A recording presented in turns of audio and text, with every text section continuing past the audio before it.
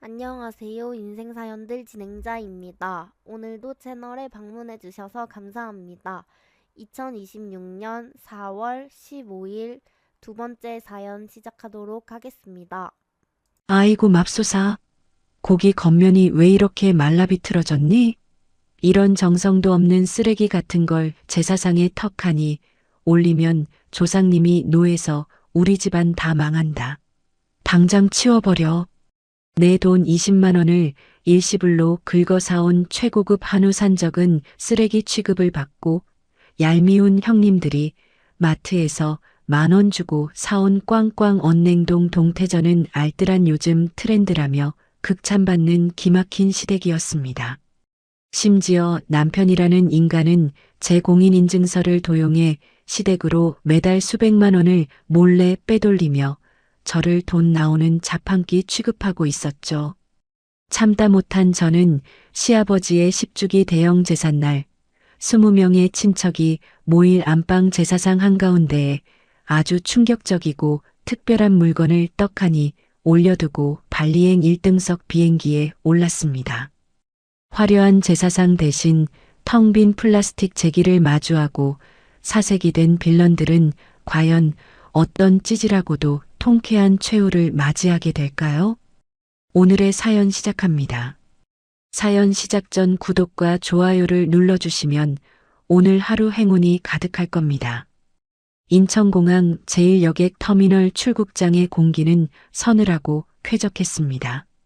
제 한 손에는 빳빳한 발리행 1등석 탑승권이 쥐어져 있었습니다. 징징. 크로스백 안에서 핸드폰이 미친 듯이 진동하며 울렸습니다. 화면을 확인해 보니 발신자는 남편 박민철이었습니다. 부재중 전화만 벌써 50통이 넘게 찍혀 있었습니다. 잠시 후 큰형님 박진희와 둘째 형님 김소영의 번호도 연달아 화면에 나타났습니다. 빨간색 통화 종료 버튼을 가볍게 누른 뒤 저는 핸드폰의 전원을 아예 꺼버렸습니다. 지금쯤 시댁 안방의 풍경이 어떨지 눈에 선하게 그려졌습니다. 오늘은 시아버지의 10주기 제삿날입니다. 큰집 식구들과 시고모네 식구들까지 무려 20명이 넘는 친척들이 시댁 안방에 빙 둘러앉아 있을 시간입니다. 다들 상다리가 부러지게 차린 최고급 1등급 한우 산적과 싱싱한 활전복을 기대하며 입맛을 다시고 있었을 것입니다. 하지만 그들이 마주한 것은 화려한 제사상이 아니라 텅 빈 플라스틱 제기들 뿐입니다. 제사상 한가운데에는 전복 대신 두툼한 서류 봉투 하나만 덩그러니 놓여 있습니다. 그 서류는 바로 제 붉은 인감도장이 선명하게 찍힌 협의 이혼 의사 확인 신청서 원본입니다. 이혼 서류 옆에는 지난 3년 동안 박민철이 제 계좌에서 몰래 빼돌린 돈의 내역을 날짜와 10원 단위 금액까지 꼼꼼하게 기록한 지출 장부가 놓여 있습니다. 장부의 특정 내역에는 눈에 잘 띄도록 붉은색 형광펜을 칠해 두었습니다. 친척들이 그 장부를 돌려보며 경악하고 삿대질을 하는 동안 저는 여유롭게 비행기 탑승 수속을 밟았습니다. 면세점 쇼핑백을 챙겨든 제 입가에 통쾌하고 짜릿한 미소가 번졌습니다. 결혼 직후부터 지난 3년 동안 저는 명절과 제사 때마다 시댁 주방에 갇혀 노예처럼 일했습니다. 시댁 식구들은 저를 갓 들어온 막내 동서라는 이유만으로 집안의 모든 노동을 떠넘겼습니다. 20명이 넘는 친척들이 먹을 음식을 저 혼자서 전부 장을 보고 조리해야 했습니다. 명절 전날이면 저는 주방 바닥에 신문지를 깔고 앉아 깐 마늘 3kg을 찍고 양파 5kg을 썰어야 했습니다. 매운 양파 냄새에 눈물이 줄줄 흐르고 손톱 밑이 갈라져 피가 나도 시어머니 최말자는 거실에서 텔레비전만 보았습니다. 가스레인지 세 구를 동시에 켜놓고 하루 종일 쪼그려 앉아 전을 부치다 보면 허리가 끊어질 듯 아팠습니다. 뜨거운 기름이 튀어 손목과 팔뚝에 벌건 화상 흉터가 여러 개 생겨도 아무도 화상연고 하나 건네주지 않았습니다. 큰형님 박진희와 둘째 형님 김소영은 항상 본인들이 직장에 다니는 워킹맘이라는 핑계를 대며 시댁에 늦게 나타났습니다. 박진희가 퇴근 시간에 맞춰 얄밉고 당당한 목소리로 전화를 걸어 제게 말했습니다. 동서, 나야. 지금 회사에서 회의가 너무 길어져서 도저히 일찍 못 가겠네. 내 밑으로 들어온 신입 직원들이 자꾸 사고를 쳐서 내가 수습하느라 뼈가 빠져. 막내 동서는 오늘 휴가 냈지? 시간 엄청 많을 테니까 혼자 시장 가서 장 좀 넉넉하게 봐. 내가 지금 계좌로 딱 5만 원 보냈으니까 그걸로 제사상 빈틈없이 꽉 차게 준비해놔. 며느리 도리는 깎듯이 해야지. 돈은 반반 내고 노동은 동서가 전부 하는 게 요즘 트렌드고 맞는 거잖아. 내 말 무슨 뜻인지 알겠지? 전화를 끊기가 무섭게 김소영이 덩달아 콧방귀를 뀌며 전화로 말했습니다. 동서, 방금 큰형님 통화 끝났지? 나도 오늘 애들 학원 뺑뺑이 돌리느라 시댁에 일찍 못 가. 그래도 우리 집안에서 제일 젊고 쌩쌩한 막내 동서가 고생 좀 해. 큰형님이랑 나랑 합쳐서 무려 10만 원이나 넉넉하게 줬잖아. 우리 아주버님들이 소고기 엄청 좋아하는 거 알지? 그 돈으로 1등급 한우 소고기 듬뿍 사서 국물 진하게 우려내서 끓여놔. 혹시라도 마트에서 돈 모자라면 일단 동서 돈으로 융통하고 나중에 영수증 청구해. 가족끼리 왜 이래? 쪼잔하게 10원 단위로 따지지 말고 식구들 먹을 건데 팍팍 좀 써. 20명이 먹을 소고기국을 끓이는데 10만 원은 턱없이 부족한 금액이었습니다. 결국 모자란 식재료비 수십만 원은 전부 제 개인 신용카드로 긁어야 했습니다. 제사 당일 밤 9시가 넘어서야 화려한 원피스를 입고 나타난 형님들은 제가 하루 종일 붙여낸 전판 옆에 섰습니다. 박진희가 부엌으로 쏙 들어오더니 방금 막 붙여낸 따뜻한 동그랑땡을 손가락으로 덥석 집어먹으며 미간을 팍 찡그리며 소리쳤습니다. 아유 짜, 동서, 도대체 소금을 얼마나 들이부은 거야? 이번에는 동그랑땡이 왜 이렇게 소금 덩어리야? 조상님 모시는 거룩한 제사 음식에 이렇게 간을 세게 하면 어떡해? 식구들, 고혈압 걸려서 쓰러지는 꼴 보고 싶어서 그래. 정말 음식 솜씨가 영 부족하네. 이래서 집안일 안 해본 티가 나는 거야. 옆에 있던 김소영도 지지 않고 꼬치전을 젓가락으로 푹푹 쑤시며 얄밉게 거들었습니다. 내 말이 그 말이야. 동서, 여기 대파가 왜 이렇게 산더미처럼 많이 들어갔어? 우리 애들이 대파 매워서 입도 안 대고 다 뱉어내는 거 뻔히 알잖아. 굳이 이렇게 대파를 어른 손가락만 하게 크게 썰어 넣은 꿍꿍이가 뭐야? 애들 굶길 작정이야? 동서 진짜 눈치도 없고 예민하지 못하네. 이러니까 어른들한테 혼이 나는 거야. 제가 주방 구석에서 기름 냄새에 찌든 앞치마를 메고 서 있는 동안 남편 박민철은 거실에서 아주버님들과 값비싼 양주를 마시며 웃고 떠들었습니다. 제가 땀범벅이 된 얼굴로 박민철을 빤히 쳐다보자 박민철이 거실 소파에 기대어 양주잔을 탁 내려놓으며 짜증 섞인 목소리로 뻔뻔하게 말했습니다. 야, 이지훈, 너 지금 형수님들 앞에서 표정이 왜 그 모양이야? 당장 표정 안 풀어? 형수님들은 밖에서 돈 벌고 애들 학원 픽업하느라 뼈 빠지게 바쁘신 분들이잖아. 넌 아직 애도 없어서 몸도 가벼우면서 왜 그렇게 혼자만 세상 고생 다 한 것처럼 예민하게 굴어? 우리 집안 막내인 우리가 입국 닫고 참고 희생하는 게 당연한 예의고 가족의 도리지. 명절날 식구들 기분 망치지 말고 빨리 주방 가서 과일이나 깎아와. 그의 말에 아주버님들은 고개를 끄덕이며 박민철의 술잔을 채워주었습니다. 시어머니 최말자도 맏며느리들 편만 들며 저를 노골적으로 차별했습니다. 작년 추석 제가 큰맘 먹고 백화점 지하식품관에서 20만 원을 일시불로 결제해 사온 1등급 최고급 한우 산적용 고기를 상에 올렸을 때였습니다. 최말자가 안방 윗목에 앉아 젓가락으로 20만 원짜리 1등급 한우 산적의 겉면을 툭툭 치며 눈을 무겁게 치켜뜨고 쏘아붙였습니다. 아이고 맙소사. 고기 겉면이 왜 이렇게 뻣뻣하게 말라비틀어졌니?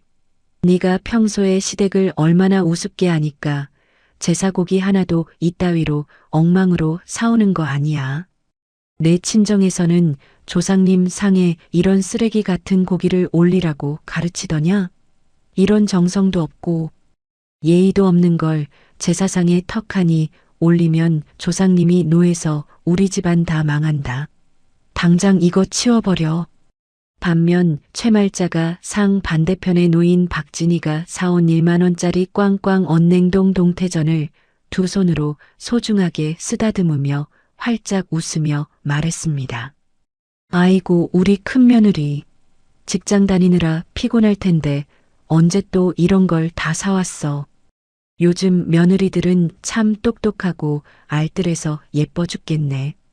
이렇게 주방에서 낭비하는 시간도 팍팍 아끼고 생활비 돈도 아끼면서 마트에서 합리적으로 딱 준비하는 게 요즘 최신 트렌드지. 막내 며느리는 우리 큰 며느리의 이런 훌륭한 센스와 알뜰함을 좀 뼈저리게 배워야 한다니까. 넌 돈 쓸 줄만 알지 머리가 안 돌아가. 20명이 먹을 고기를 제 돈 20만 원을 써서 바쳐도 정성이 부족한 쓰레기 취급을 받았습니다. 하지만 맏며느리가 사온 1만 원짜리 식은 냉동식품은 센스 있는 요즘 며느리의 상징으로 치켜세웠습니다. 저는 억울함에 심장이 쿵쿵 뛰고 주먹이 하얗게 질리도록 꽉 쥐어졌습니다.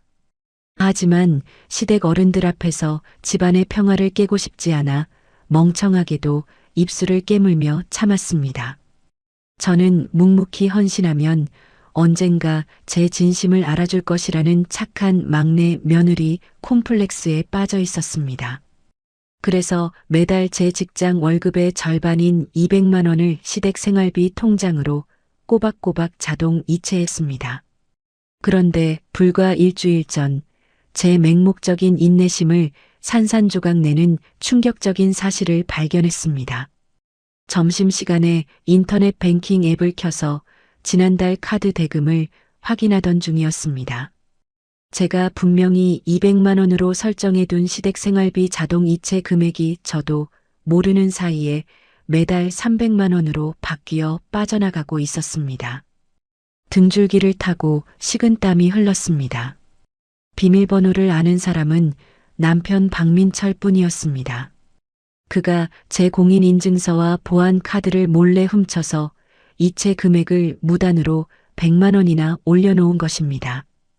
당장 지난 1년치 이체 내역을 모두 조회해 보았습니다. 추가로 빠져나간 돈의 행방을 상세히 추적해 보니 기가 막혀서 헛웃음이 나왔습니다. 최말자의 강남 치과 임플란트 시술 비용 300만 원이 제 계좌에서 이체된 기록을 확인했습니다. 큰아주버님이 새로 차린 프랜차이즈 카페 인테리어 작은 보탬 명목으로 500만 원이 또 빠져나갔습니다. 모두 제 통장에서 박민철의 통장을 거쳐 시댁 식구들에게 흘러 들어갔습니다. 손끝이 얼음장처럼 차갑게 식고 억눌린 호흡이 가빠졌습니다. 저는 오후 업무를 뒤로하고 반차를 낸 뒤 곧바로 회사 앞 주거래 은행 창구로 달려갔습니다. 대기표를 뽑고 초조하게 기다리다 창구 의자에 앉았습니다. 은행 직원이 제 신분증을 확인하고 컴퓨터 모니터를 두드리더니 제게 인쇄된 서류 한 장을 건네주었습니다. 서류에는 제가 결혼 전부터 회사 생활을 하며 악착같이 부어왔던 2천만 원짜리 청약저축 통장을 3개월 전에 전액 해지한 기록이 찍혀 있었습니다. 박민철이 서재 서랍에 있던 제 도장과 신분증을 몰래 훔쳐서 은행에 방문해 적금을 완전히 해지한 것입니다. 직원에게 해지한 2천만 원이 어디로 송금되었는지 계좌 추적을 요구했습니다. 직원이 형광펜으로 동그라미를 쳐준 수취인의 이름은 큰형님 박진이었습니다. 송금 내역의 메모란에는 큰집 하와이 여행 경비 지원이라는 글자가 선명하게 찍혀 있었습니다. 은행 창구 의자에 앉은 채로 저는 한참 동안 숨을 들이마실 수조차 없었습니다. 박민철과 시댁 식구들은 제 피 같은 돈과 노동력을 철저하게 갉아먹으며 본인들의 호화로운 생활을 즐기고 있었던 것입니다. 지금까지 제 통장에서 무단으로 빼돌린 돈의 총액을 계산해 보니 정확히 3,450만 원이었습니다. 배신감에 눈물조차 나지 않았습니다. 대신 머릿속이 차갑게 얼어붙으며 세상이 아주 맑고 선명하게 보이는 기분이 들었습니다. 저를 감정이 없는 돈 나오는 현금 자판기로 취급한 박민철과 시댁 식구들을 이대로 놔둘 수는 없었습니다. 그동안 꾹꾹 눌러 참았던 착한 막내 며느리 이지우는 그날 은행 창구 앞 의자에서 완벽하게 죽어버렸습니다. 저는 자리에서 벌떡 일어나 은행 문을 열고 나오며 핸드폰을 꽉 쥐었습니다. 그들의 추악하고 찌질한 민낯을 모든 친척들이 모인 자리에서 낱낱이 까발리기로 결심했습니다. 제 통장에서 빼간 3,450만 원을 1원 한 푼 남기지 않고 전부 회수하고 그들을 길거리에 나앉게 만들겠다고 다짐했습니다. 은행 문을 나선 그날 저녁이었습니다. 현관문 도어락이 삐빅 소리를 내며 열리고 남편 박민철이 퇴근해서 들어왔습니다. 박민철은 양말을 벗어 거실 바닥에 휙 던지며 소파에 털썩 주렁앉았습니다. 그는 넥타이를 거칠게 풀어헤치며 저를 향해 뻔뻔한 목소리로 지시를 내렸습니다. 야 이지훈, 너 내일부터 당장 회사에 일주일 연차내. 이번 아버님 10주기 제사는 내가 우리 집안 식구들 앞에서 제대로 길을 펴야 하니까 아주 성대하게 할 거다. 네가 내일 아침 일찍 차 끌고 전라도랑 경상도 특산물 시장 싹 다 돌면서 제일 비싸고 좋은 식재료들만 직접 공수해와. 인터넷으로 대충 시키지 말고 네가 직접 눈으로 보고 최상급으로만 트렁크 꽉 차게 실어오란 말이야. 큰집 큰아버지랑 고모네 식구들까지 다 오시는데 음식 퀄리티 떨어지면 내 체면이 뭐가 되냐? 저는 가방을 쥔 손에 힘을 꽉 주며 끓어오르는 분노를 삼켰습니다. 제 명의의 2천만 원짜리 적금을 깨서 큰형님 하와이 여행 경비로 바친 인간이 제게 일주일 연차를 쓰고 전국을 돌며 운전을 하라고 명령하고 있었습니다. 제가 입술을 깨물고 아무 대답도 하지 않자 박민철이 미간을 찌푸리며 다시 입을 열었습니다. 왜 대답이 없어? 집안의 며느리가 당연히 해야 할 일인데 표정이 왜 그래? 네가 알아서 싹 세팅해놔야 큰형수님하고 둘째 형수님이 제사 당일에 오셔서 편하게 수저만 놓으실 거 아니야. 밑에 사람이 윗사람 모시는 건 당연한 가족의 도리야. 그 순간 제 주머니 속 핸드폰이 요란하게 울렸습니다. 발신자는 시어머니 최말자였습니다. 통화 버튼을 누르자마자 최말자의 날카로운 목소리가 핸드폰 스피커를 뚫고 쩌렁쩌렁하게 울려 퍼졌습니다. 야 막내야, 너 민철이한테 얘기 들었지? 이번 10주기는 무조건 상다리가 휘어지게 차려야 내 체면이 선다. 20명 먹을 최고급 한우 갈비찜에 자연산 활전복에 돈베기까지 싹 다 올려. 제사상 차리는 비용 넉넉하게 500만 원 정도 들 테니까 내 마이너스 통장으로 대출받아서 내일 아침까지 내 계좌로 입금해. 내가 직접 시장 가서 눈으로 확인하고 결제할 테니까 너는 돈만 보내고 전 부칠 준비나 해. 제가 떨리는 목소리로 간신히 대답했습니다. 어머님, 500만 원은 너무 큰 돈이에요. 큰형님이랑 둘째 형님도 같이 오시는데 비용을 셋이서 공평하게 나눠서 내거나 음식 준비를 나눠서 하면 안 될까요? 제 말이 끝나기가 무섭게 최말자가 숨을 헐떡이며 호통을 쳤습니다. 뭐라고? 이 싸가지 없는 며느리 좀 보게. 감히 어디서 형님들한테 돈을 내라 마라 가르치려 들어. 큰 며느리랑 둘째 며느리는 우리 집안에 들어온 지 10년이 다 돼가는 하늘 같은 윗사람들이다. 네가 밑에 동서로서 다 알아서 돈 내고 모시는 게 예의고 요즘 트렌드야.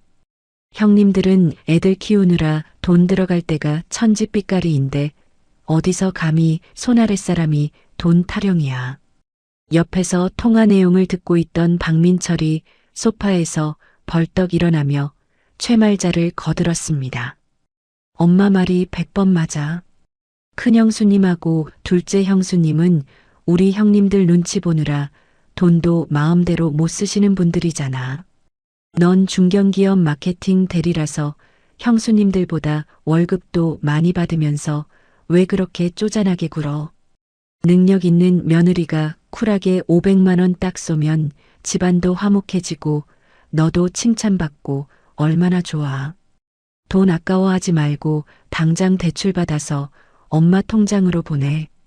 박민철과 최말자의 적반하장 논리에 제 속은 시커멓게 타들어갔습니다.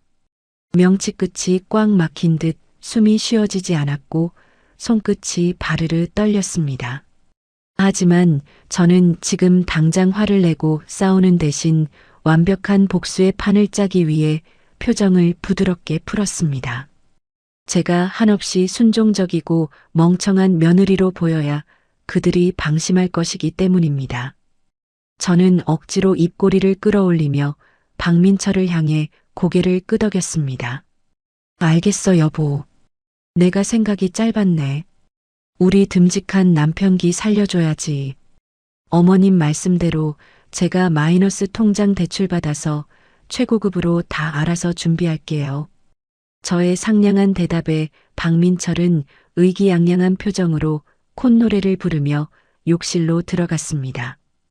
다음 날 퇴근 후 저는 곧바로 수산시장과 축산물 도매시장이 아닌 대형 식자재 마트 구석으로 향했습니다. 그곳에서 가장 저렴하고 유통기한이 임박한 공장제 냉동 동태전과 색소가 잔뜩 들어간 싸구려 사탕을 장바구니에 담았습니다. 딱딱하게 굳은 공장제 약과와 중국산 부세조기도 몇 마리 골랐습니다. 그리고 제수용품 코너에서 10,000원짜리 플라스틱 제기 세트를 구매했습니다. 20명의 제사상을 차리기 위해 제가 결제한 총 금액은 정확히 10만 원이었습니다.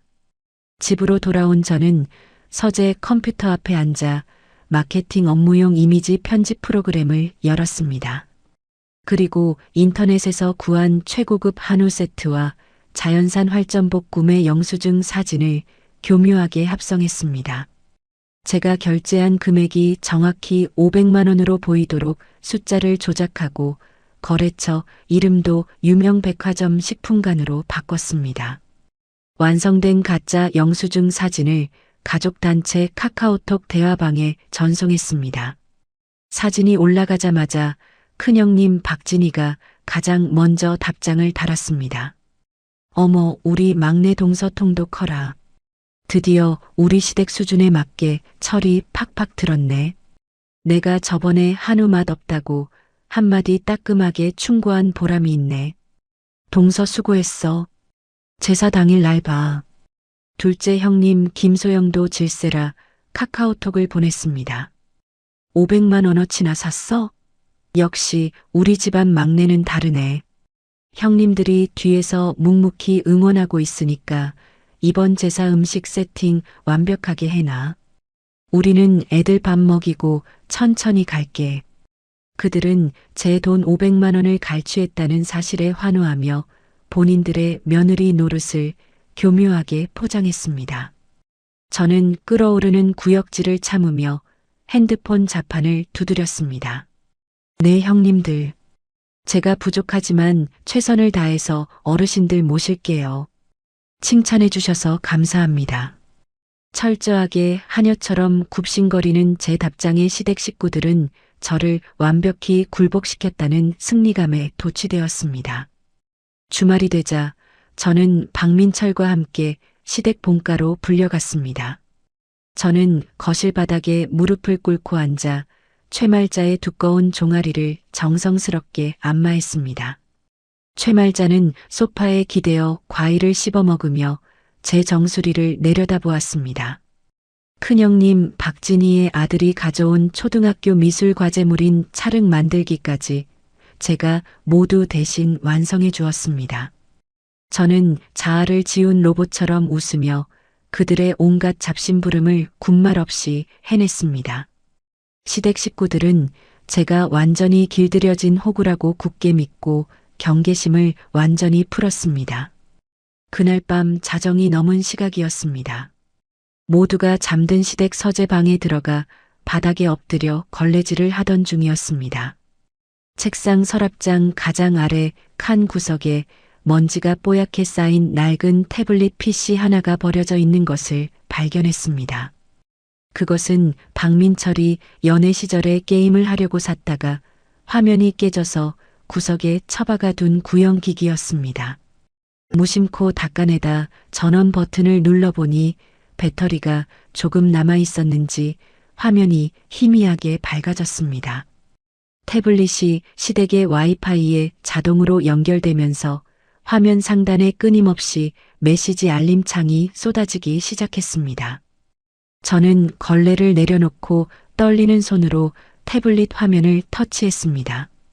그 안에는 남편 박민철이 지금 쓰고 있는 최신 스마트폰의 카카오톡 계정이 그대로 연동되어 있었습니다.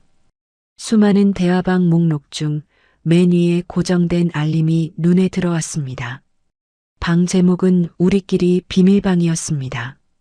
참여자는 남편 박민철, 큰아주버님, 둘째 아주버님, 최말자, 그리고 큰형님 박진희와 둘째 형님 김소영까지 총 6명이었습니다. 저만 쏙 빠진 그들만의 진짜 가족 단체방이었습니다. 화면을 스크롤해 대화 내용을 읽어내려가는 순간 제 심장이 쿵 하고 바닥으로 곤두박질 쳤습니다. 어두컴컴한 시댁 서재 방바닥에 쪼그려 앉아 저는 희미하게 빛나는 태블릿 PC의 화면을 응시했습니다. 방금 전 확인한 우리끼리 비밀방이라는 단체 카카오톡 대화방은 저를 철저하게 기만하고 조롱하는 내용으로 가득했습니다. 큰형님 박진희가 저녁 8시에 보낸 메시지가 가장 먼저 눈에 들어왔습니다. 어머님, 이번에 막내 동서가 대출받아서 500만 원 보낸 거 통장에 확인하셨죠? 우리 애들 하와이 비행기 티켓값에 딱 맞게 보태면 최고급 호텔 잡고도 돈이 넉넉하게 남아요. 막내가 눈치 없이 또 돈 아깝다고 징징대면 제가 아주버님들 앞에서 싹 버릇 고쳐놓을게요. 우리 며느리들끼리 돈독하게 잘 챙겨주시니까 너무 감사합니다. 그 아래로 시어머니 최말자가 보낸 음성 메시지가 첨부되어 있었습니다. 이어폰도 없이 재생 버튼을 누르자 스피커 사이로 소름 끼치는 목소리가 흘러나왔습니다. 아유 큰애야, 우리 막내 돈은 우리 윗사람들 공용 돈이나 마찬가지야. 애가 어리숙해서 마케팅 대리니 뭐니 돈만 벌어오지 세상 물정을 하나도 몰라. 내가 꽉 잡고 있으니까 그 돈으로 너희 식구 여행 가서 푹 쉬고 와. 아주 호구 막내 하나 잘 들어와서 우리 집안 살림살이가 팍팍 핀다니까. 그 말에 둘째 형님 김소영도 질세라 맞장구를 치며 거들었습니다. 어머님 말씀이 100번 지당하세요. 돈 나오는 자판기 노릇 똑똑하게 하니까 제가 명절날 꼴랑 5만 원 주고 생색내도 군말 없이 제사상 다 차려오잖아요. 큰형님이랑 저랑 합쳐서 10만 원 보냈는데도 지 돈 20만 원 써서 백화점 소고기 사오는 거 보셨죠? 아주 멍청하고 기특해서 죽겠어요. 우리끼리 이 비밀방에서 여행 계획 완벽하게 세워서 막내 동서한테는 절대 티내지 말아요. 제 돈과 노동력을 착취해 본인들의 호화로운 생활을 즐기는 그들의 뻔뻔함에 헛구역질이 났습니다. 대화방 스크롤을 맨 위로 올려 지난 3년간의 모든 기록을 천천히 읽어내려갔습니다. 남편 박민철이 아주버님들과 단독으로 나눈 개인 메시지 창도 있었습니다. 박민철은 제 명의의 신분증과 도장을 도용해 제2금융권 캐피탈에서 추가 대출 한도를 몰래 조회한 내역 캡처본을 형들에게 자랑스레 전송했습니다. 형님들, 지훈이 이 바보가 자기 명의로 대출 3천만 원까지 더 나온대요. 이 돈 제가 싹 다 빼서 형님들이 알려준 불법 스포츠 도박 사이트 VIP 회원으로 등업해서 오늘 밤 제대로 한번 베팅해 볼 테니까 통장 번호랑 대포통장 계좌 싹 다 보내주세요. 돈 잃어도 마누라 월급으로 어떻게든 메꿀 수 있으니까 걱정 붙들어 매시고요.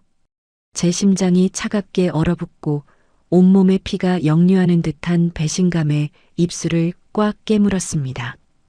당장이라도 거실로 뛰쳐나가 박민철의 멱살을 잡고 최말자의 머리채를 흔들며 소리치고 싶었습니다.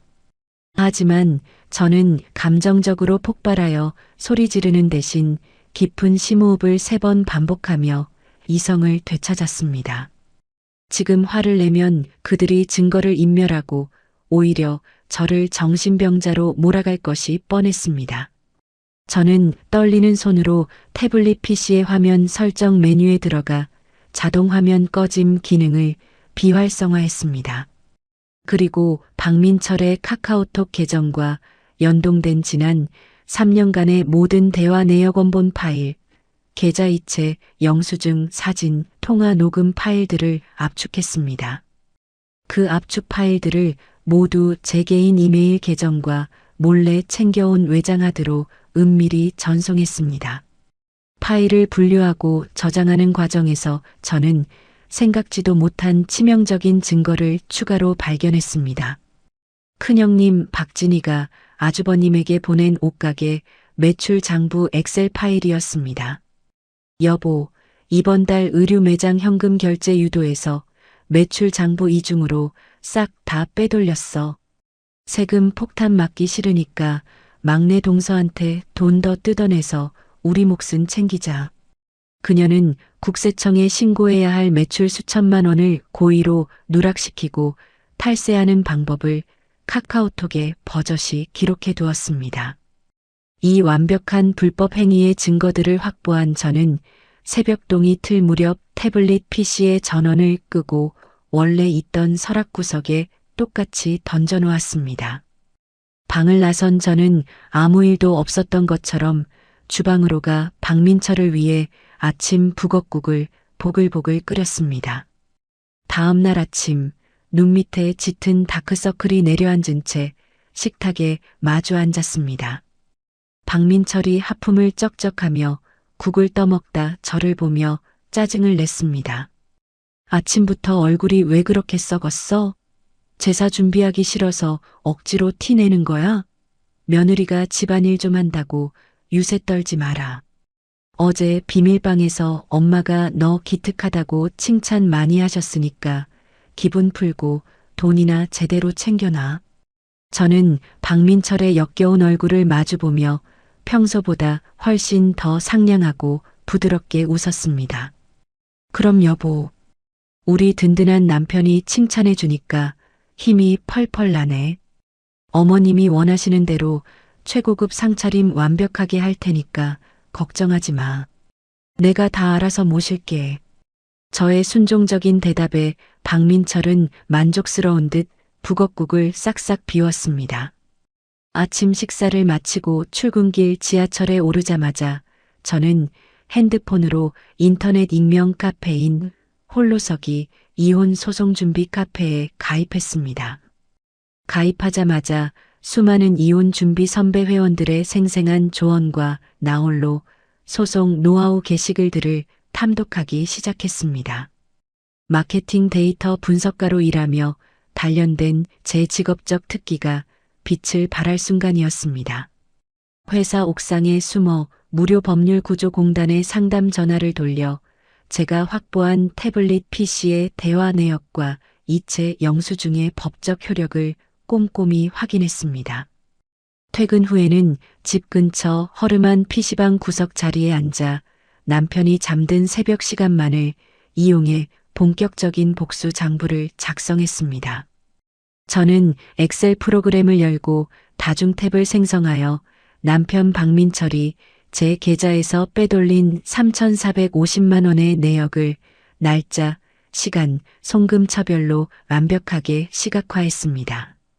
최말자의 폭언과 횡령 지시 음성 파일은 타임라인으로 분류하여 정리했습니다. 큰형님 박진희의 의류 매장 이중 장부와 탈세 정황 증거 파일도 한 폴더에 담았습니다. 박민철이 불법 스포츠 도박 사이트의 대포 통장으로 돈을 보낸 은행 이체 내역서까지 수집하여 완벽한 결제 서류 형태의 증거 바인더를 만들었습니다. 비싼 수임료를 주고 변호사를 선임하는 대신 저는 대한민국 법원 전자소송 시스템에 직접 접속했습니다. 인터넷으로 재산 분할 및 위자료 청구 소송 양식을 다운받아 제가 만든 엑셀 장부와 카톡 캡처본을 첨부하여 소장을 깔끔하게 접수했습니다. 소장 접수를 마친 다음 날 점심시간, 저는 회사 인근 동사무소를 방문했습니다. 창구 직원에게 신분증을 제출하고 인감증명서를 발급받은 뒤 근처 문구점에 들러 붉은색 인주와 빳빳한 목도장을 새로 팠습니다. 그리고 법원 양식의 협의 이혼 이사 확인 신청서를 2장 인쇄하여 남편 박민철의 주민등록번호와 인적 사항을 자필로 꼼꼼하게 채워 넣었습니다.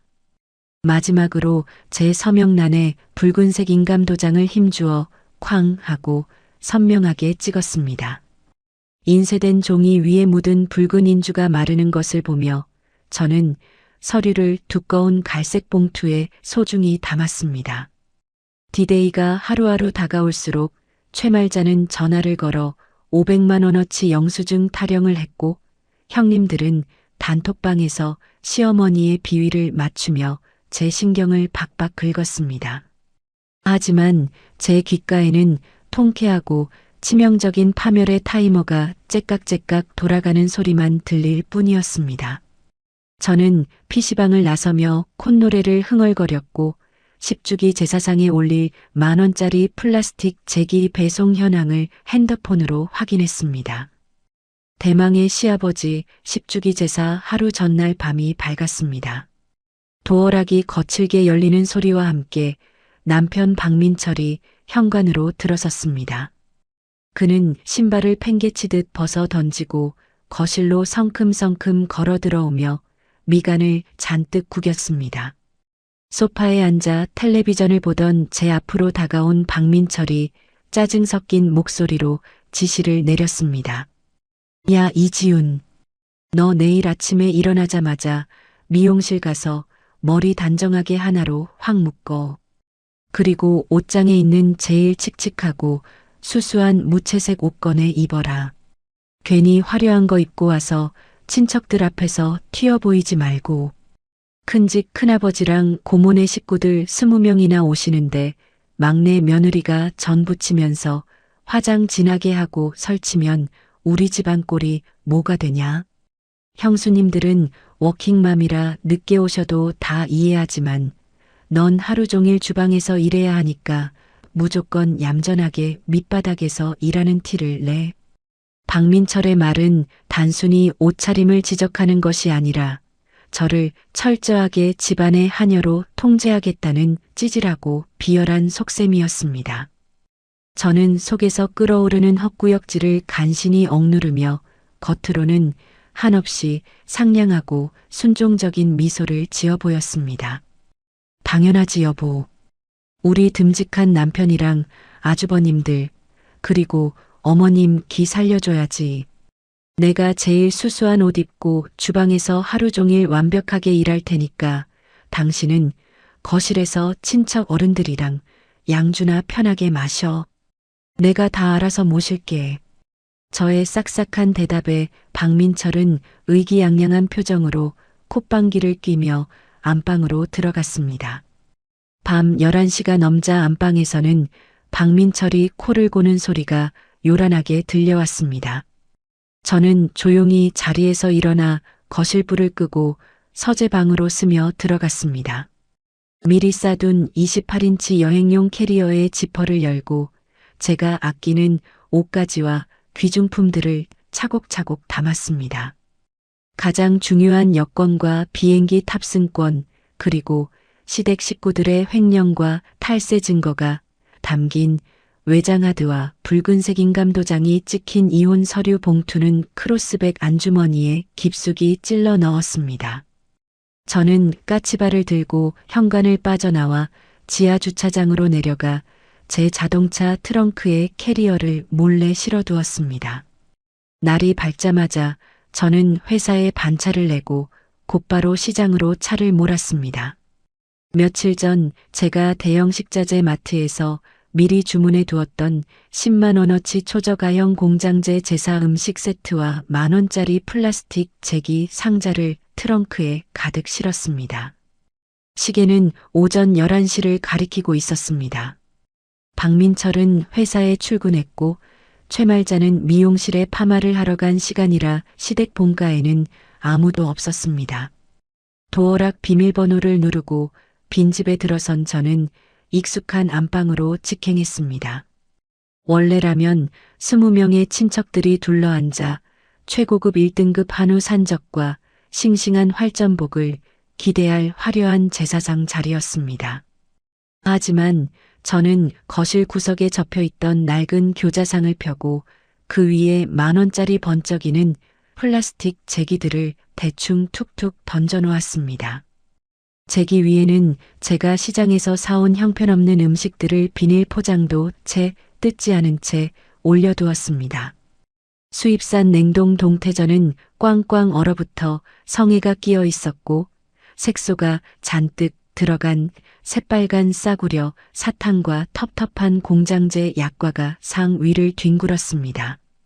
20명이 먹어야 할 고기 산적 자리에는 제가 동네 마트 마감 시간에 1,000원을 주고 사온 눅눅한 햄버거 패티 3장을 겹쳐 놓았습니다. 상 정중앙, 조기가 올라가야 할 가장 중요한 자리에는 붉은색 인감도장이 쾅 찍힌 두툼한 협의이혼 이사 확인 신청서 원본 서류를 떡하니 올려두었습니다. 그리고 그 옆에는 박민철이 지난 3년간 제 계좌에서 몰래 빼돌린 3,450만 원의 내역을 10원 단위까지 꼼꼼히 기록한 엑셀 장부를 펼쳤습니다. 최말자의 강남치과 임플란트 300만 원, 큰아주버님 카페 인테리어 500만 원, 그리고 큰형님 하와이 여행 경비 2천만 원 등 핵심 횡령 내역에는 붉은색 형광펜으로 굵게 밑줄을 그어 친척들이 한눈에 알아볼 수 있도록 만들었습니다. 서류 옆에는 며칠 전 서재 방 태블릿에서 빼낸 우리끼리 비밀방에 적나라한 뒷담화 카카오톡 캡처본들을 A4 용지에 선명하게 컬러로 인쇄하여 재본한 앨범을 활짝 펼쳐두었습니다. 큰형님 박진희가 막내 동서는 돈 나오는 자판기니까 팍팍 뜯어내서 우리끼리 하와이 가자라고 보낸 메시지가 정중앙에 위치했습니다. 모든 세팅을 마친 후 저는 허리를 펴고 텅 빈 플라스틱 제기상과 붉은 이혼 도장을 만족스럽게 내려다보았습니다. 20명의 친척이 모여 최고급 한우를 기대하며 이 미닫이 문을 여는 순간 마주할 빌런들의 사색이 된 얼굴이 상상되어 저도 모르게 헛웃음이 터져나왔습니다. 안방 문을 닫고 거실로 나온 저는 마지막으로 소소하지만 확실한 복수를 하나 더 감행했습니다. 거실 한가운데에는 최말자가 가장 아끼는 500만 원짜리 최고급 대형 안마의자가 웅장하게 자리 잡고 있었습니다. 그녀는 틈만 나면 저를 바닥에 꿇어앉혀 다리를 주무르게 하면서 본인은 저 안마의자에 누워 텔레비전을 보며 희한악락했습니다. 저는 주방 싱크대 서랍에서 날이 시퍼렇게 선 고기용 가위를 꺼내 들었습니다. 그리고 안마의자 뒤로 돌아가 콘센트에 꽂혀 있는 굵은 전원 케이블 선을 망설임 없이 싹둑 하고 잘라버렸습니다. 고무가 잘려나가는 둔탁한 소리와 함께 안마의자의 전광판 불빛이 완전히 꺼졌습니다. 모든 준비를 완벽하게 끝낸 저는 가벼운 발걸음으로 시댁 현관문을 나섰습니다. 주차장으로 걸어가며 저는 카카오톡을 열어 큰형님 박진희와 둘째 형님 김소영이 있는 단체 대화방에 비꼬는 문자를 전송했습니다. 형님들, 막내 동서가 500만 원어치 최고급 식자재로 20명 제사상 세팅 완벽하게 끝내놨습니다. 형님들은 워킹맘이라 피곤하실 텐데 절대 일찍 오지 마시고 저녁 7시 제사 시작할 때 맞춰서 천천히 오세요. 오셔서 친척 어르신들 앞에서 예쁘게 수저만 놓으시고 며느리 칭찬 듬뿍 받으시면 됩니다. 전송 버튼을 누르자마자 제 핸드폰의 유심칩을 빼서 근처 하수구 구멍 안으로 미련 없이 던져버렸습니다.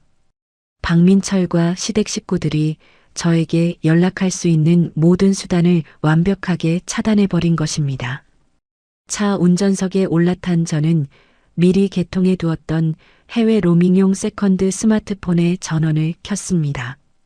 핸드폰이 켜지자마자 제가 가입했던 홀로서기 이혼 소송 준비 카페의 익명 조력자들로부터 수십 개의 응원 메시지가 쏟아져 들어왔습니다.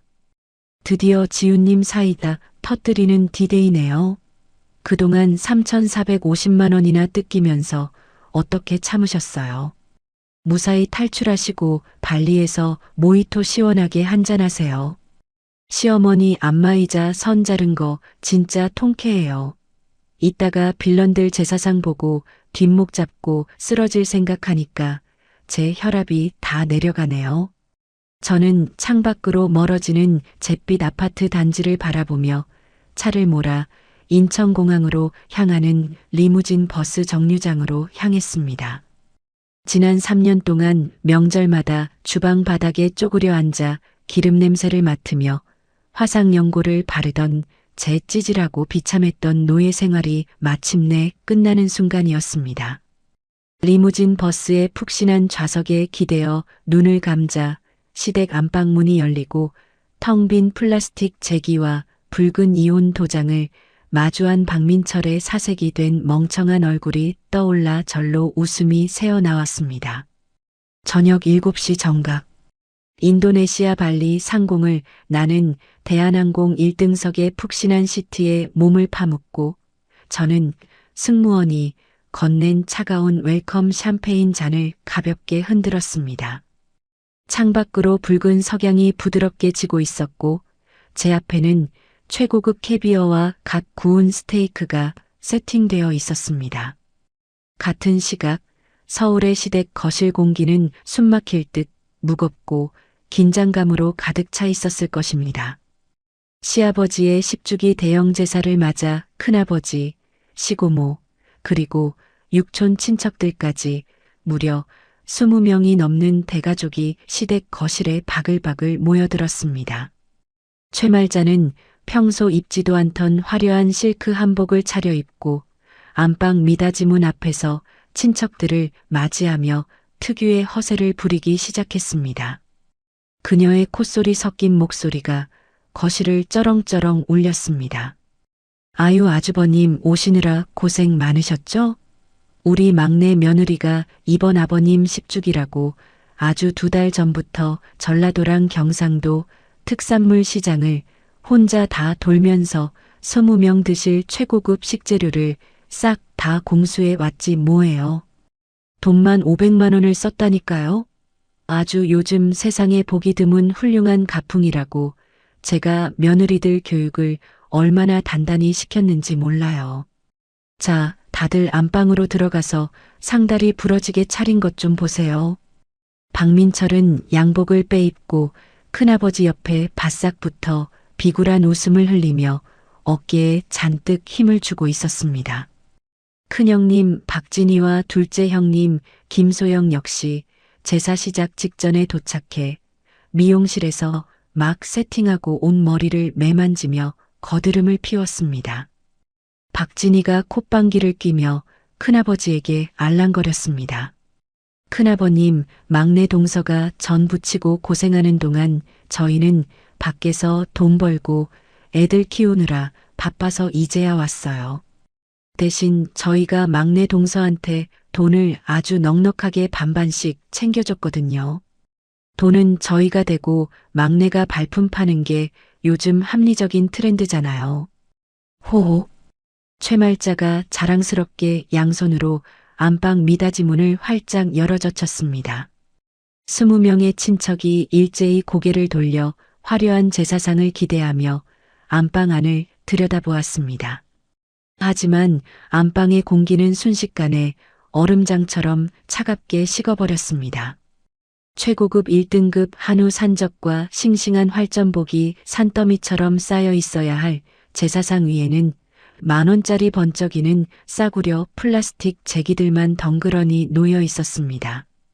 제기 위에는 포장도 뜯지 않은 딱딱한 공장제 약과 색소가 번진 불량식품 사탕, 그리고 꽝꽝 언수입산 동태전이 성에가 낀 채 뒹굴고 있었습니다. 고기 산적 자리에는 축축하게 눅눅해진 햄버거 패티 3장이 겹쳐져 있었습니다. 친척들의 웅성거림이 시작되기도 전에 상 한가운데 놓인 가장 충격적인 물건이 그들의 시선을 강타했습니다. 조기가 올라가야 할 정중앙에는 제 붉은 인감도장이 선명하게 쾅 찍힌 두툼한 협의이혼 이사확인 신청서 원본이 놓여 있었습니다. 그리고 그 바로 옆에는 붉은색 형광펜으로 밑줄이 쫙쫙 그어진 A4 용지 크기의 엑셀 장부와 풀컬러로 인쇄 제본된 카카오톡 메신저 캡처본 앨범이 활짝 펼쳐져 있었습니다. 이게 다 뭐야? 당황한 최말자가 비명을 지르며 제사상 앞으로 뛰어들었습니다. 박민철의 얼굴이 순식간에 흑빛으로 변하며 사색이 되었습니다. 그는 이마에 굵은 식은땀을 뚝뚝 흘리며 더듬거리는 목소리로 소리쳤습니다. 엄마, 저 서류 덮어. 친척들 보시기 전에 빨리 치워. 하지만 눈치 빠르고 성격 불같은 큰아버지가 박민철보다 한 발 앞섰습니다. 큰아버지는 상 위에 펼쳐진 엑셀 장부와 카카오톡 제본 앨범을 덥석 집어들었습니다. 돋보기를 코끝에 걸친 큰아버지가 장부의 붉은 줄을 따라 읽어내려가며 눈을 부릅떴습니다. 이게 무슨 개수작들이냐?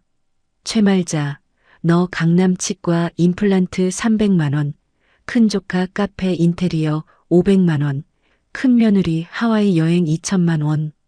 이 돈 전부 막내 며느리 2천만 원짜리 적금 깨고 대출받게 해서 빼돌린 돈이라고 적혀 있잖아. 큰아버지의 불호령이 거실 전체를 쩌렁쩌렁 울렸습니다. 20명의 친척들이 일제히 숟가락을 떨어뜨리고 숨을 죽인 채 박민철과 최말자를 쳐다보았습니다. 이어서 큰아버지가 컬러로 인쇄된 우리끼리 비밀방 캡처본을 펄럭이며 분노에 차 소리쳤습니다. 박진희, 김소영, 너희 둘은 며느리 돌이 운운하더니 막내 동서를 단톡방에서 돈 나오는 자판기라고 조롱하고 뒤로 돈만 뜯어내서 여행 갈 궁리만 했어? 큰 며느리라는 년이 의류 매장, 현금 장부 빼돌려서 탈세하는 것까지 여기 싹 다 까발려져 있잖아. 박진희와 김소영의 얼굴이 하얗게 질리며 사시나무 떨듯 몸을 부들부들 떨었습니다. 주변 친척들의 경멸 어린 시선과 수군거림이 수만 개의 바늘처럼 그들의 피부를 찔러댔습니다. 형수님, 며느리 적금 깨서 딸내미 명품백 사주고 여행 보내는 게 이 집안의 훌륭한 가풍입니까? 시고모가 혀를 끌듯 차며 최말자를 향해 삿대질을 했습니다. 어머머, 사람이 어쩜 저렇게 독하고 찌질할 수가 있어? 애를 아주 집안의 노예로 부려먹고 돈까지 갈취했네. 저 집안 완전 콩가루야, 콩가루. 사촌 동생들도 입을 틀어막으며 박민철을 향해 경멸의 시선을 던졌습니다. 완벽한 공개 처형이었습니다. 친척들 앞에서 허세를 부리려던 최말자의 계획은 산산조각이 났습니다. 망신살이 제대로 뻗친 최말자는 하얗게 질린 얼굴로 뒷목을 꽉 부여잡았습니다. 아이고, 내 팔자야. 저 독사 같은 년이 우리 집안을 다 망쳐놓네. 그녀는 비틀거리며 거실로 물러나 본인이 가장 아끼는 대형 안마의자에 털썩 주저앉았습니다. 스트레스와 혈압을 낮추기 위해 리모컨의 전원 버튼을 미친 듯이 눌러댔습니다. 하지만 제가 미리 굵은 전원 케이블을 가위로 싹둑 잘라버린 안마의자는 아무런 반응도 하지 않았습니다. 작동조차 하지 않는 차가운 가죽 시트 위에서 최말자는 숨을 헐떡이며 눈을 뒤집고 기절 직전의 상태에 빠졌습니다. 잘려나간 고무 케이블선을 발견한 친척들이 다시 한번 수군거리며 비웃었습니다. 궁지에 몰린 큰형님 박진희와 둘째 형님 김소영은 친척들의 따가운 시선을 도저히 견디지 못했습니다. 어머님, 저희는 애들 학원 끝날 시간이라 먼저 가볼게요. 그들은 구두도 제대로 신지 못한 채 핑계를 대며 허둥지둥 현관문 밖으로 도망치듯 빠져나갔습니다.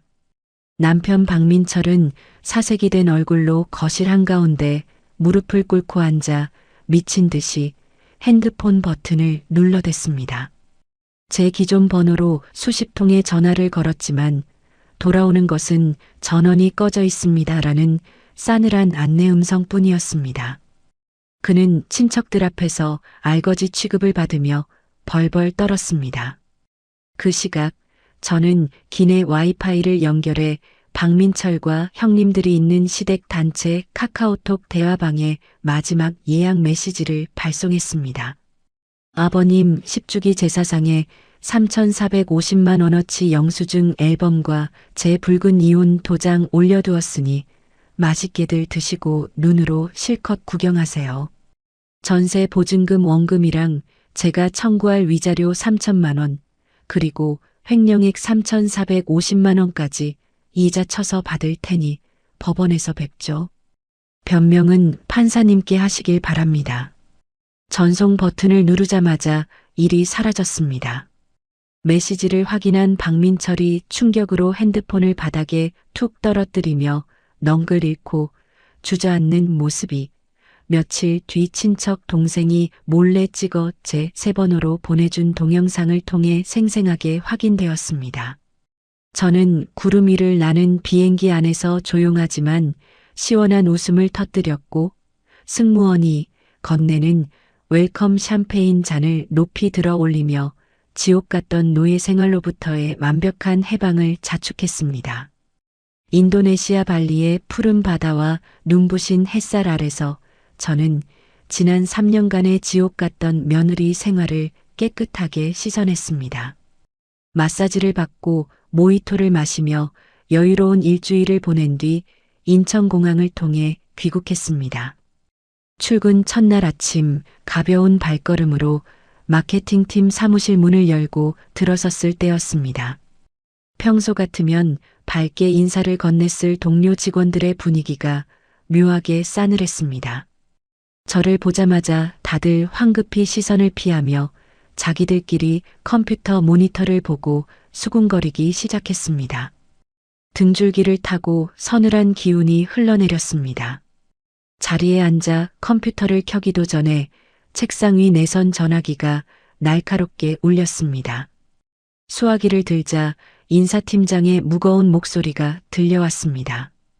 이지훈 대리님, 지금 당장 3층 소회의실로 좀 내려오시죠. 긴히 확인할 사항이 있습니다. 저는 영문도 모른 채 회의실 문을 열고 들어갔습니다. 인사팀장은 팔짱을 낀 채 심각한 표정으로 테이블 위에 놓인 태블릿 PC의 화면을 제 쪽으로 쓱 밀어주었습니다. 이 대리님, 오늘 아침부터 회사 고객 게시판이랑 외부 커뮤니티에 대리님 실명이 거론된 폭로 글이 도배되고 있습니다.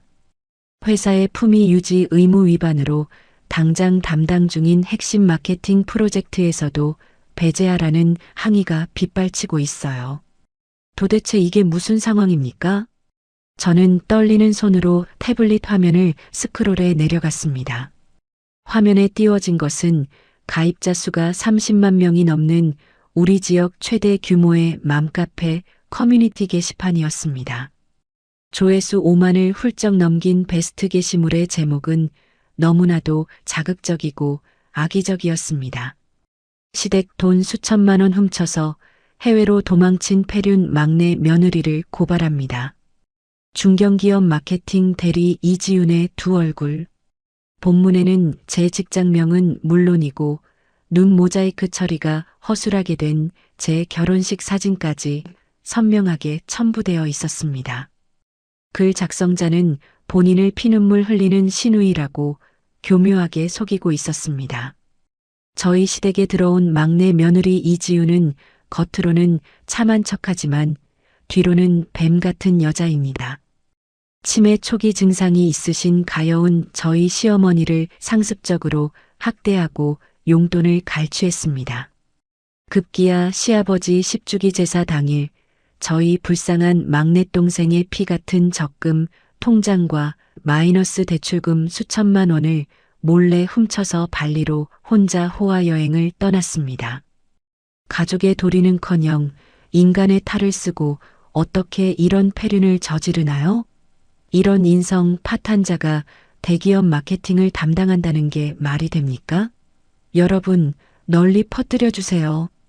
게시글 아래로는 작성자가 다수의 차명 아이디를 동원해 여론을 선동하는 댓글들이 수백 개나 달려 있었습니다. 헐, 진짜 뱀이네요. 사람 겉모습만 보고 모른다더니. 어머머, 치매 걸린 시어머니 돈을 훔쳐? 당장 저 회사 불매 운동합시다. 이런 여자는 사회적으로 매장당해야 마땅해요. 얼굴 다 공개해버리죠. 가슴이 쿵 하고 내려앉으며 손끝이 바르르 떨렸습니다. 이 악의적인 소설을 쓴 범인은 안 봐도 뻔했습니다. 제사 당일 친척들 앞에서 횡령과 탈세 증거가 까발려지며 가장 큰 망신을 당했던 큰형님 박진이었습니다. 그녀는 본인의 의류 매장 탈세 장부가 들통난 것에 앙심을 품고 IP를 교묘하게 우회하여 저를 맘카페에서 완전히 매장하려는 최후의 발악을 시도한 것입니다.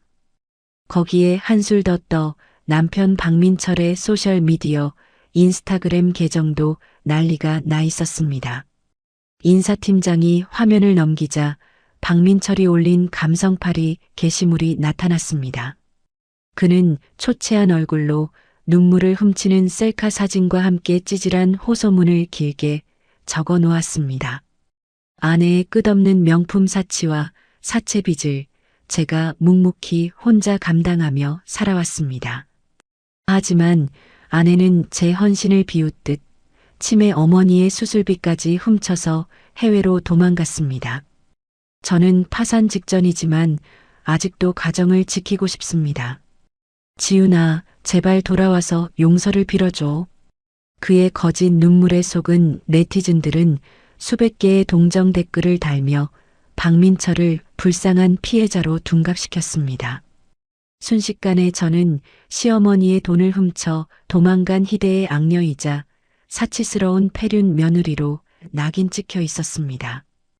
회사 익명 게시판에도 저를 향한 악플러들의 해고, 요구 테러가 시작되었고 제가 6개월간 밤낮 없이 준비했던 중요 클라이언트의 마케팅 프로젝트가 전면 중단될 위기에 처했습니다.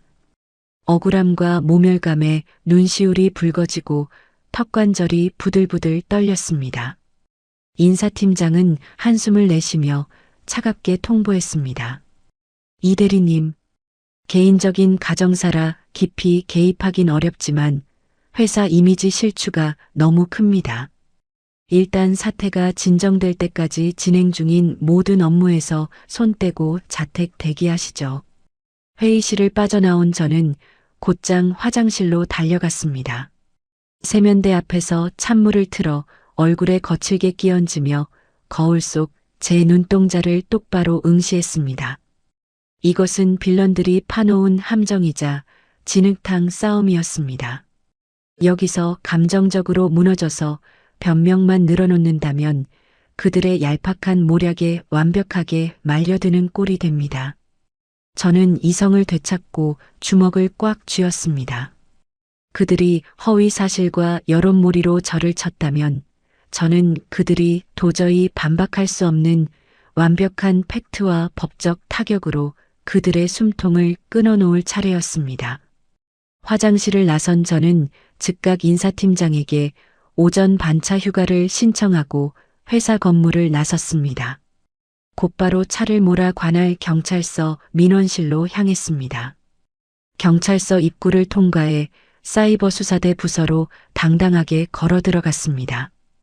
배정받은 수사관 앞에 앉은 저는 맘카페 허위 폭로 게시글 캡처 원본과 박민철의 인스타그램 게시물 그리고 큰형님 박진희가 사용한 것으로 추정되는 다수의 차명 아이디 IP 조작 정황을 정리한 USB 이동식 메모리를 책상 위에 꺼내 놓았습니다. 수사관은 제가 준비한 방대한 양의 증거 자료와 일목요연하게 정리된 타임라인 문서를 보며 혀를 내둘렀습니다. 저는 차분하지만 단호한 목소리로 명예훼손 및 정보통신망법 위반, 허위사실 유포 혐의로 고소장을 정식 접수했습니다. 오후에 집으로 돌아온 저는 서재 데스크톱 컴퓨터 앞에 앉았습니다. 미리 제 개인 클라우드에 고이 모셔두었던 비장의 무기들을 꺼낼 시간이었습니다. 과거 남편의 태블릿에서 빼돌려 암호를 걸어두었던 압축 폴더를 해제했습니다. 그 안에는 박진희가 운영하는 의류 매장의 매출 누락 이중 장부 원본 엑셀 파일이 고스란히 들어 있었습니다. 뿐만 아니라 박민철이 제 3,450만 원을 훔쳐서 불법 스포츠 도박 사이트 대포 통장으로 거액을 송금한 날짜와 시간 단위의 은행 이체 내역서 폴더도 함께 열었습니다. 빌런들은 저를 매장하기 위해 대중의 관심을 끌어모으는 여론전을 펼쳤습니다. 저는 그들이 모아놓은 그 엄청난 대중의 관심과 분노를 역이용하여 오히려 그들의 모든 불법 행위를 만천하에 까발리는 거대한 자폭 스위치로 만들어버릴 계획을 세웠습니다. 밤을 꼬박 새워가며 저는 그 어떤 변명도 통하지 않을 완벽한 역공, 폭로 게시물의 초안을 날카롭게 다듬어 나갔습니다. 서재 컴퓨터 모니터의 푸른 불빛만이 깜빡이는 새벽 3시. 저는 밤을 꼬박 새우며 맘카페의 허위 폭로에 반격할 완벽한 게시글의 뼈대를 완성했습니다. 단순히 감정적으로 억울함을 호소하거나 저는 훔치지 않았어요 라는 구차한 변명을 늘어놓는 것은 저들의 수준으로 전락하는 짓이었습니다. 저는 마케팅 데이터 분석가로서의 제 역량을 총동원했습니다.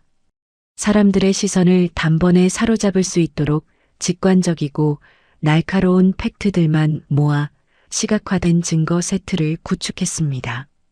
그들이 파놓은 거대한 여론이라는 함정을 오히려 그들 스스로의 무덤으로 만들어줄 거대한 폭탄 스위치를 누를 차례였습니다.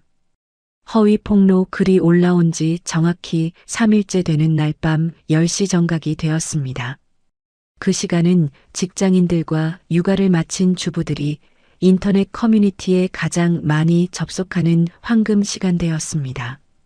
저는 30만 명이 넘는 지역 최대 규모 맘카페에 당당하게 제 실명과 회사 명함, 그리고 사원증을 모자이크 없이 그대로 인증한 사진을 첨부하여 3개씩 글을 업로드했습니다.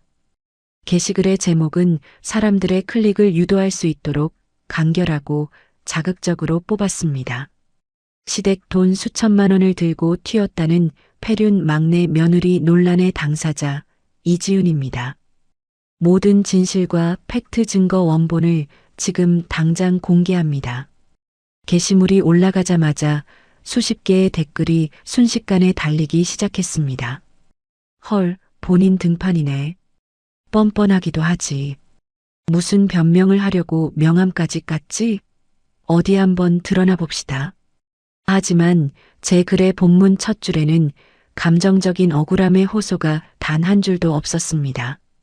대신 가장 먼저 배치한 것은 남편 박민철이 제 2천만 원짜리 청약 저축을 몰래 해지하고 마이너스 통장에서 추가로 대출을 받아 제 계좌에서 무단으로 인출한 총 3,450만 원의 은행 거래 내역서 원본이었습니다. 은행 지점장의 붉은 직인이 선명하게 찍힌 그 내역서에는 돈이 빠져나간 날짜와 1원 단위의 금액, 그리고 송금받은 수취인의 실명과 메모가 정확하게 기록되어 있었습니다. 수취인은 최말자, 임플란트, 박진희 하와이 여행 경비, 큰아주버님, 카페 인테리어였습니다. 제가 훔친 것이 아니라 오히려 시댁 식구들이 며느리의 피 같은 돈을 3년간 조직적으로 갈취해 왔다는 완벽한 물증이었습니다. 이어서 저는 시어머니 최말자가 우리 막내 돈은 우리 윗사람들 공용돈이나 마찬가지야. 내가 꽉 잡고 있으니까 팍팍 써. 라고 당당하게 외치던 음성 녹음 파일과 카카오톡 메시지 캡처본을 나란히 올렸습니다. 치매에 걸려 학대를 당했다던 시어머니가 사실은 며느리를 철저하게 호구 자판기로 취급하며 며느리 돈으로 맏며느리들의 해외여행을 보내주려 했던 뻔뻔한 가해자였음이 만천하에 드러나는 순간이었습니다. 두 번째 반격은 남편 박민철을 향한 것이었습니다. 그는 인스타그램에 불쌍한 피해자 코스프레를 하며 눈물을 흘리는 사진을 올렸습니다. 저는 박민철이 아내의 사치와 빚을 감당하려다 파산했다고 감성팔이 글을 올렸던 바로 그날 밤의 계좌 거래 내역을 시간대별로 캡처하여 첨부했습니다. 그날 새벽 2시 박민철은 제 명의를 도용해 캐피탈에서 대출받은 돈 수백만 원을 불법 인터넷 스포츠 도박 사이트의 대포 통장으로 베팅하고 있었습니다. 저는 박민철이 아주버님들과 함께 나눈 도박 사이트 VIP 등업 축하 카카오톡 캡처본을 함께 올려 그의 거짓 눈물과 사치 프레임을 완벽하게 산산조각 내버렸습니다. 마지막 하이라이트는 저를 악의적으로 매장하려 했던 허위글 작성자 큰형님 박진희의 목줄을 끊어놓는 치명적인 일격이었습니다. 저는 박진희가 운영하는 유명 여성 의류 매장의 상호명과 사업자 등록증을 모자이크 없이 공개했습니다. 그리고 그녀가 아주버님에게 현금 결제 유도해서 매출 이중 장부로 싹 다 빼돌렸어. 세금 낼 바엔 차라리 막내 동서한테 돈 더 뜯어내자라고 보낸 카카오톡 대화 내용 원본을 게시했습니다. 그 아래에는 박진희가 국세청에 신고해야 할 수천만 원을 고의로 누락시킨 실제 엑셀 이중 장부 파일의 일부 화면을 덧붙였습니다. 결정적으로 제가 이미 며칠 전 국세청 홈택스에 박진희의 매장을 상대로 탈세 제보를 완료하고 정식으로 접수되었다는 국세청 신고 접수 중 화면을 마지막에 첨부하여 쐐기를 박았습니다. 글의 맨 마지막에는 단 한 줄의 깔끔한 멘트만 남겼습니다. 이 글을 쓰신 신우이 형님과 제 남편 그리고 이 허위 글의 악플을 다신 모든 분에 대해 현재 경찰서에 명예훼손 및 정보통신망법 위반으로 고소장을 접수한 상태입니다. 합의나 선처는 절대 없을 예정이니 경찰서에서 뵙겠습니다. 게시물이 올라간 지 불과 1시간 만에 조회수는 10만 건을 가뿐히 돌파했습니다. 댓글창은 저를 향한 비난과 마녀사냥에서 순식간에 시댁 식구들의 소름 끼치는 찌질함과 불법 행위를 경악하고 조롱하는 폭발적인 반응으로 180도 완전히 뒤집혔습니다. 헐, 대박 반전. 시어머니 치매라더니 며느리 돈 뜯어내는 지능은 엄청 좋으시네. 남편이 불법 스포츠 도박충이었어? 감성팔이 셀카 올릴 때 안면 몰수하고 베팅하고 있었네. 소름 돋는다. 저 의류 매장 나도 단골인데 맨날 카드 결제 안 된다고 현금 영수증도 안 해주더니 이중 장부로 탈세하고 있었구나. 당장 탈퇴하고 국세청에 민원 더 넣어야지. 수백, 수천 개의 댓글이 쏟아지며 네티즌들의 분노는 완벽하게 박민철과 큰형님 박진희를 향해 정조준되었습니다. 당황한 박진희는 황급히 본인이 썼던 원본 허위 글을 삭제하고 맘카페를 탈퇴하려 했습니다. 하지만 이미 수많은 네티즌이 제가 올린 증거 자료와 팩트체크 글을 캡처하여 다른 대형 커뮤니티와 소셜미디어로 일파만파 퍼나르고 있었습니다. 결국 박진희가 운영하는 의류 매장의 소셜미디어 계정에는 불매운동과 기존 결제권에 대한 환불 요구, 가리고 탈세 비난 민원이 폭주하여 하루아침에 영업이 마비되었습니다.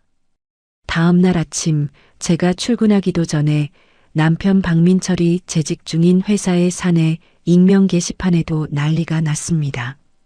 불법 스포츠 도박을 즐기며 아내의 돈을 횡령한 파렴치한 직원이 있다는 제 폭로 글 캡처본이 사내 직원들 사이에서 빠르게 공유된 것입니다. 오전 9시가 되자마자 박민철은 회사 감사실로 불려가 강도 높은 조사를 받게 되었고 즉각 직위 해제 처분과 함께 징계위원회에 회부되었습니다. 점심시간이 되자 제 핸드폰으로 박민철이 보낸 장문의 비굴한 사과 문자가 수십 통이나 쏟아졌습니다. 지훈아, 내가 정말 미쳤었나 봐. 도박에 미쳐서 내 돈에 손 댄 거 다 인정할게. 제발 회사 게시판 글 좀 내려주고 경찰서 고소도 취하해줘. 한 번만 용서해주면 평생 내 발닦개로 살게. 나 진짜 파면당하면 끝장이야. 저는 그의 찌질한 문자 메시지를 코웃음 치며 읽어내려갔습니다. 그리고 단 한 줄의 싸늘한 답장만 보냈습니다. 내 돈 3,450만 원 돌려줄 변명은 경찰서 수사관님이랑 가정법원 판사님 앞에서나 실컷 떠들어. 발닦개 필요 없으니까 꺼져. 답장을 보낸 직후 가차없이 그의 번호를 차단해버리고 이 사과 문자 내용마저 캡처하여 경찰서 사이버수사대 담당 수사관의 이메일로 추가 증거 자료로 넘겨버렸습니다. 이 통쾌하고 완벽한 역전극은 곧바로 한 유명 유튜버의 역대급 사이다 참교육설 영상으로 제작되어 조회수 200만 회를 기록하며 전국적인 화제를 모았습니다. 제가 담당하던 거래처 클라이언트들도 모든 오해를 풀고 오히려 저의 철저한 위기 대응 능력과 완벽한 데이터 정리 실력에 감탄하며 전폭적인 지지와 응원을 보내왔습니다. 회사 인사팀장 역시 저를 다시 불러들여 깎듯이 사과하며 즉각 핵심 마케팅 프로젝트의 책임자로 복귀시켰습니다.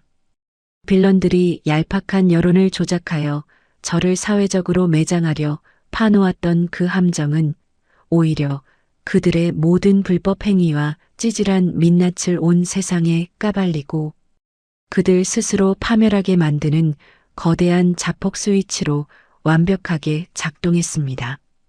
그로부터 정확히 6개월 후 눈부신 햇살이 쏟아지는 가정법원 앞이었습니다.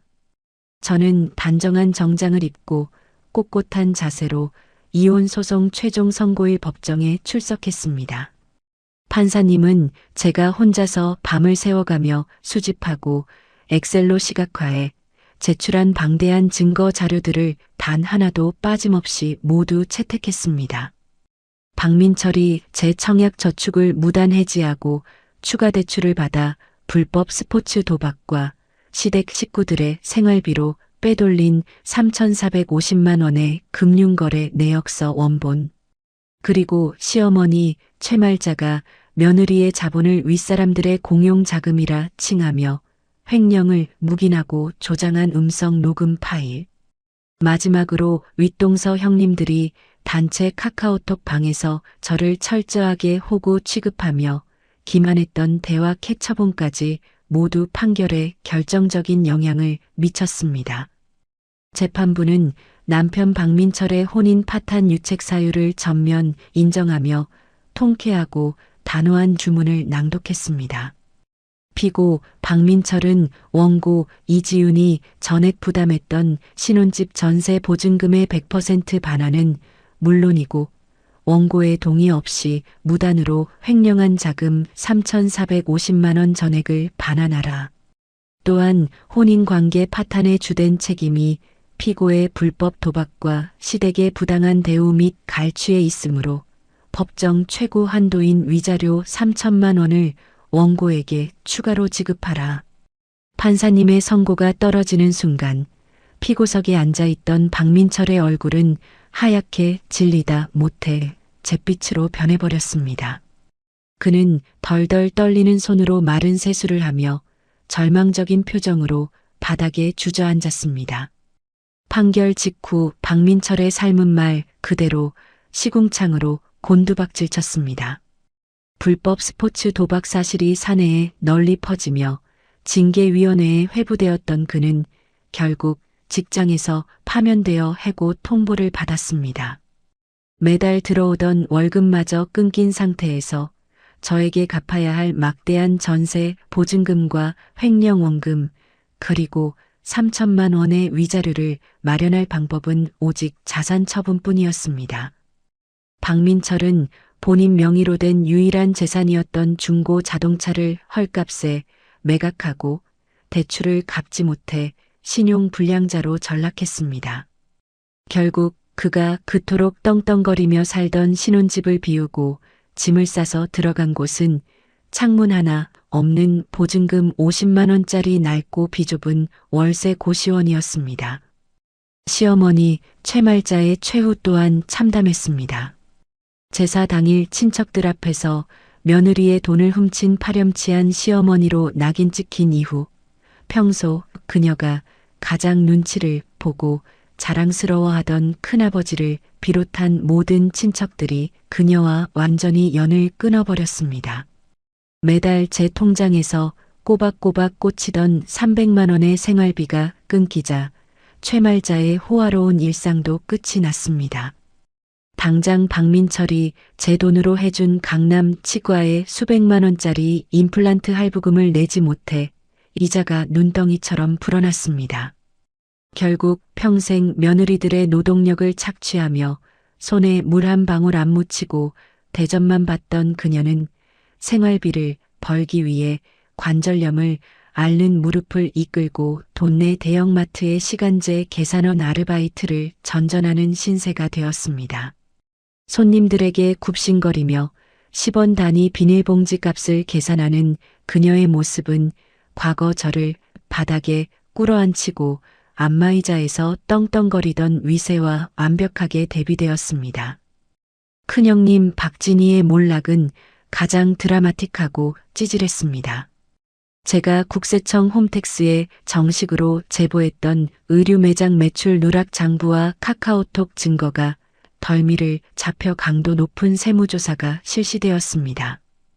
조사 결과 수년간 현금 결제를 유도해 고의로 탈루한 세금이 낱낱이 밝혀졌고 박진희는 누락된 본세에 막대한 가산세와 벌금까지 더해져 무려 억대의 세금 폭탄 추징금을 두들겨 맞았습니다. 탈세 논란으로 맘카페 회원들의 불매운동과 환불 요구가 폭주하면서 의류 매장은 결국 파산 신청을 하고 폐업 수순을 밟았습니다. 이 모든 파국의 원인이 박진희의 과시욕과 찌질한 며느리 돈 갈취 모의에서 시작되었다는 사실을 알게 된 큰아주버님은 분노했습니다. 결국 큰아주버님은 억대의 빚더미에 앉은 박진희를 상대로 이혼 소송을 제기했고 양육권마저 빼앗긴 그녀는 빈털터리가 되어 길거리로 쫓겨나는 가장 비참한 최후를 맞이했습니다. 둘째 형님 김소영 역시 맘카페 사건 이후 시댁과 연을 끊고 이혼 위기에 처해 숨어 지낸다는 소문이 파다했습니다. 저는 가정법원 판결문에 따라 제 통장 계좌에 꽂힌 두둑한 신혼집 전세 보증금 원금 100%와 돌려받은 횡령액 3,450만 원 가리고 위자료 3천만 원의 알찬 잔고를 미소 지으며 확인했습니다. 그동안 매달 200만 원씩 시댁에 헌납하느라 한 번도 제 자신을 위해 써보지 못했던 돈이었습니다. 저는 통장을 들고 곧장 강남의 고급 수입 자동차 전시장으로 향했습니다. 그리고 20대 시절부터 간절히 꿈꿔왔지만 시댁의 착취 때문에 포기해야만 했던 제 로망 붉은색 수입 오픈카 계약서에 망설임 없이 현금 일시불로 시원하게 사인했습니다. 눈부시게 반짝이는 새 스포츠카의 차키를 받아주는 순간 제 손에 남았던 지난 3년간의 주방 화상 흉터와 깐 마늘의 매운 냄새가 말끔히 증발하는 기분이었습니다. 주말 오후 저는 새 차의 지붕을 활짝 열고 눈부신 해안도로를 달렸습니다. 머리카락을 흩날리는 시원한 바닷바람을 맞으며 블루투스 오디오로 음악을 크게 틀었습니다. 신호 대기 중에 우연히 핸드폰으로 지역 맘카페에 접속해 보니 회원들이 올린 최말자와 큰형님의 비참한 근황 목격담이 올라와 있었습니다. 동네 마트에서 예전 그 패륜 시어머니가 허리 굽히고 바코드 찍고 있더라. 탈세 쇼핑몰 사장 형님은 빚잔치하고 남편한테 쫓겨나서 원룸 구한다던데. 저는 그들의 처참한 인과응보를 라디오의 재미있는 사연처럼 가볍고 유쾌하게 흘려들으며 통쾌한 웃음을 터뜨렸습니다. 엑셀러레이터를 깊게 밟으며 시댁이라는 지옥의 족쇄를 영원히 백미러 뒤로 날려보냈습니다. 회사에서의 제 커리어 역시 황금기를 맞이했습니다. 맘카페의 허위 폭로 위기를 침착하고 완벽한 데이터 증거와 법적 대응으로 당당하게 극복해낸 저의 위기관리 능력을 회사 경영진이 높게 평가한 것입니다. 중단되었던 핵심 마케팅 프로젝트를 대성공으로 이끈 저는 그의 연말 인사평정에서 전사 최고 점수를 획득했습니다. 그리고 입사 동기들 중 가장 먼저 최연소 마케팅 팀장으로 특별 승진하는 격경사를 누렸습니다. 제 이름이 적힌 번듯한 팀장 명패와 개별 개인 집무실이 주어졌고 더 이상 누구의 눈치도 보지 않는 완벽한 독립을 이루어냈습니다. 매주 토요일이 되면 저는 제가 가입했던 홀로서기 이혼 소송 준비 카페의 오프라인 모임에 참석합니다. 강남 최고급 호텔 라운지에 앉아 달콤한 애프터눈 티세트와 커피를 마시며 예전에 저처럼 시어머니의 가스라이팅과 윗동서의 얄미운 횡포에 고통받고 눈물 찢는 초보 신입 회원들을 만납니다. 저는 제가 직접 밤을 새워 만들었던 엑셀 증거 수집 매뉴얼과 나홀로 전자소송 진행 타임라인 자료를 복사하여 그들에게 무료로 배포해주는 든든한 멘토로 활동하고 있습니다. 절대 감정적으로 울면서 싸우지 마세요. 시댁 식구들의 찌질한 10원 단위 악행과 내로남불 대화는 무조건분 단위로 캡처해서 장부로 만드세요. 우리의 무기는 눈물이 아니라 완벽한 데이터와 차가운 팩트 폭격입니다. 제 단호하고 논리적인 조언에 눈물을 닦고 각성하는 회원들의 모습을 볼 때면 과거에 착하고 멍청했던 막내 며느리 이지윤이 누군가를 구원하는 전사로 거듭났음을 실감합니다. 어느 주말 저녁 저는 이혼 소송 승소를 자축하며 친한 동료들과 함께 푸른 바다 한가운데 띄운 럭셔리 요트 위에 올랐습니다. 석양이 붉게 물드는 수평선을 바라보며 차갑게 칠링된 샴페인 잔을 높이 기울였습니다. 과거에 찌질했던 착한 며느리, 돈 나오는 자판기, 호구 막내 동서였던 이지우는 20명의 친척이 모인 제사상 앞에서 완벽하게 죽었습니다. 이제 오직 저 자신만의 자유와 행복을 위해 당당하게 살아가는 마케팅 팀장 이지윤으로 찬란하게 다시 태어났습니다. 바람에 부딪히는 샴페인 잔의 경쾌한 소리를 들으며 저는 다짐하듯 혼잣말을 의조렸습니다. 가족이라는 이름으로 맹목적인 희생을 강요당할 때 무조건 꾹 참는 자에게 복이 오는 게 아니라 평생 뜯어먹히는 치명적인 호구 딱지가 붙을 뿐이다. 내 정당한 권리와 눈부신 자유는 오직 나의 차가운 도끼와 완벽한 팩트로만 쟁취할 수 있는 것이다. 여러분 답답했던 고구마 며느리 생활을 완벽하게 청산하고 시댁을 공개 처형한 사연자님의 역대급 복수극 다들 통쾌하게 들으셨나요? 가족이라는 예쁜 이름으로 포장된 부당한 희생과 노동 착취를 그저 묵묵히 참아내는 것만이 능사는 아닙니다. 착한 며느리 콤플렉스에 빠져 무조건 인내하기만 하면 결국 돌아오는 건 씻을 수 없는 상처와 돈 나오는 호구 자판기라는 비참한 꼬리표뿐이니까요. 감정에 휩쓸려 소리 지르기보다 차가운 이성과 냉철한 팩트 증거로 본인의 정당한 권리와 재산을 모두 쟁취해 낸 사연자님의 눈부신 새 출발과 화려한 오픈카 드라이브를 저 역시 진심을 다해 응원합니다. 지금 이 순간에도 누군가의 이기적인 내로남불과 부당한 요구에 혼자 눈물 찢고 고통받는 분들이 계신다면 오늘의 통쾌한 사연을 통해 당당하게 맞서 판을 뒤집을 수 있는 시원한 용기를 꼭 얻어가셨기를 바랍니다. 이야기를 끝까지 들어주신 분이 계시다면 잘 들었다고 댓글 하나만 남겨주세요. 감사합니다. 오늘도 사연 끝까지 들어주신 시청자 여러분 너무너무 감사합니다. 잘 들으셨다면 댓글 하나 남겨주시면 감사하겠습니다. 오늘 하루도 무탈하고 행복한 하루 보내세요.